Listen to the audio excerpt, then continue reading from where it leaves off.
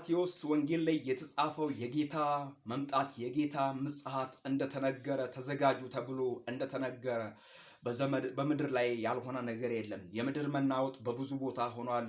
በብዙ ቦታ ልጅ ከአባት አባት ከልጅ ባል ከሚስት ታላቅ ከታናሽ አለመስማማት፣ በምድር ላይ ረሃብ መሆን፣ በምድር ላይ ቸነፈር መሆን፣ በምድር ላይ መጥፎ በሽታ መሆን፣ ይሄ የምጥ ጣር መጀመሪያ ናቸው። እንዲህ ይላል ጌታ፣ አንዷ ትወሰዳለች፣ አንዷ ትቀራለች፣ አንዷ በእርሻ አንዷ ትወሰዳለች፣ አንዷ ትቀራለች፣ አንዷ በወፍጮ ላይ አንዷ ትወሰዳለች፣ አንዷ ትቀራለች እያለ ይናገራልና ወዳጆቼ ወንድሞቼ ከሚወሰዱት እንድትሆኑ ከሚቀሩት እንዳትሆኑ እግዚአብሔር አምላክ እንዲረዳችሁ በእግዚአብሔር ፊት በቀንና በማታ እንድትተጉ በእግዚአብሔር ፍቅር እለምናችኋለሁ። ወንድሞቼ ስጋ ደካማ ነው፣ መንፈስ ግን ብርቱ ነው። ብርቱ የሆነ የእግዚአብሔር መንፈስ ሊያበረታን፣ ብርቱ የሆነ የእግዚአብሔር ቃል ሊያጠነክረን የታመነ ነውና እግዚአብሔርን እየጠየቅን እግዚአብሔር ፊት እየጸለይን በድካም በብርታት ይህንን ወንጌል እናገለግል።